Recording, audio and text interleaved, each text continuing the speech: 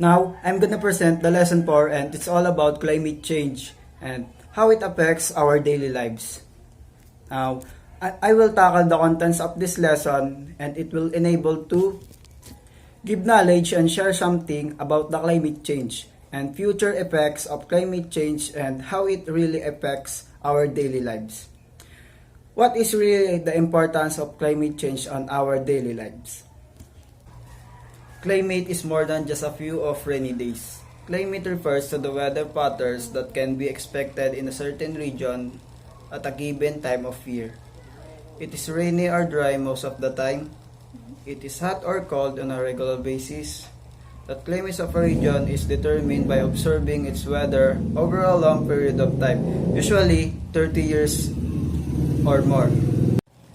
So for example, a couple of weeks of rain wouldn't change the fact that Phoenix is known for its dry, desert climate. Despite the fact that it is raining right now, we expect Phoenix to remain dry because that is usually the case.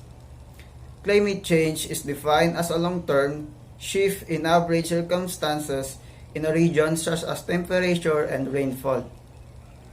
Much of the United States, for example, was covered by glaciers 20 years ago. We have a warmer temperature and fewer glaciers in the United States right now. The average long-term changes over the entire Earth are referred to as global climate change. Warming temperature and precipitation changes, as well as the impacts of global warming, such as rising sea level, shrinking mountain glaciers, ice melting at the faster rate than typical in Greenland, Antarctica, and the Arctic, and changes in flower and plant blooming seasons are among them. The temperature of the Earth has been changing for millennia, even before people arrived on the scene. However, scientists have recently noticed some odd modification. For example, over the last 150 years, Earth's average temperature has risen at a significantly faster rate than expected. Some sections of the globe are warming more rapidly than others. However, global air temperatures near at the Earth's surface have increased by around 2 degrees Fahrenheit on average in the previous 100 years. In fact, that the last 5 years has been the warmest in millennia. This warming is causing concern among many individuals, including scientists. The intensity and amount of rainfall during storms such as hurricanes is projected to grow as the Earth's temperature continues to warm.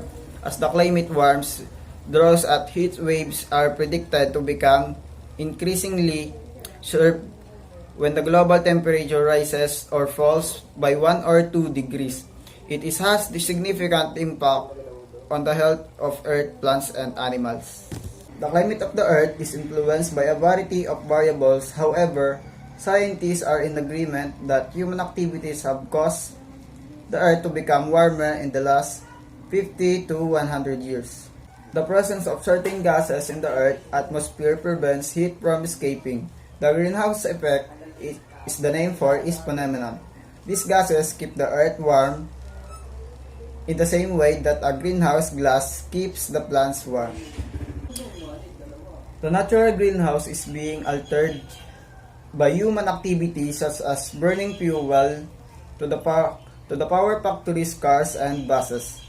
As a result of these changes, the atmosphere traps more heat than before, resulting in a warmer Earth. The Earth warms as a result of human activities that produce greenhouse gases. This is significant since ocean, land, air, plants, animal, and solar energy all interact with one another. Our global climate is the result of the combined influence of all these factors. In the world, the Earth's climate is a large, interconnected system. When you consider things as systems, you must consider how each component interacts with the others. NASA, Earth's observation satellites collect data on how our planet is changing. The atmosphere, sea, and land of the Earth are all changing. Scientists can study how Earth systems interact by looking at this data. This will allow us to see how modest changes in one region can lead to larger changes in the Earth climate. The future effects of climate change. Change will continue through this century and beyond. Climate change is expected to continue to evolve over the course of this century and beyond. The amount of heat-trapping gases generated globally and how sensitive the Earth climate is to those emissions determine the magnitude of climate change beyond the next few decades. Temperature will continue to rise.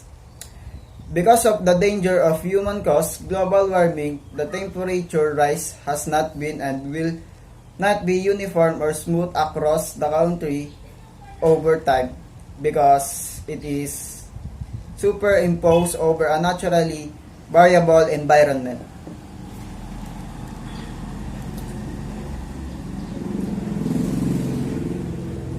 Frost season will lengthen. In a future where heat-trapping gas is widely used, emissions are continue to rise at an alarming rate. By the end of the century, the lengths of the frost-free and growing seasons are expected to increase by a month or more across most of the United States, with a slightly smaller increases in the northern Great Plains. The western United States is expected to have the longest frost-free season, particularly in high elevation and coastal areas. Increases will be significant in a heat-trapping gas emissions are reduced. Changes in precipitation patterns. Since 1900s, average precipitation in the United States has grown, but certain places have had a bigger increases than the national average, while others has seen decreases. Over the next century, the northern United States will receive more winter and spring precipitation, while the southwest will receive less. More droughts and heat waves. Summer temperature are expected to continue to rise, and much of the western and central United States will experience a reduction of soil moisture, which will exacerbate heat waves. What were once in a decade extreme heat days are expected to occur every 2 or 3 years across most of the country by the end of this century. Climate change impacts our water, food, health, and environment. First, water. Water resource changes can have a significant impact on people's lives. Drought is a major factor affecting communities in some areas, particularly in the western United States, in the West and Alaska, where the snowpack reserves water for later consumption. Less snow accumulation in the mountain is critical. The frequency of heavy downpours has increased across the Midwest and northern eastern areas.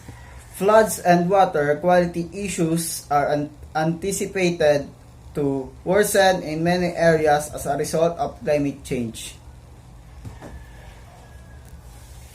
Next is food. Climate and weather conditions have an impact on our food supply. Agricultural practices may be flexible, but changes such as rising temperature, water stress, disease, and weather extreme pose challenges to the farmers and ranchers who provide us with food. Next is human health. Climate change put human health at risk. More heat stress and increase in waterborne infections. Poor air quality and diseases transmitted by insects and rodents are projected as a result of the changing climate. Many of these health risks can be exacerbated by extreme weather occurrence.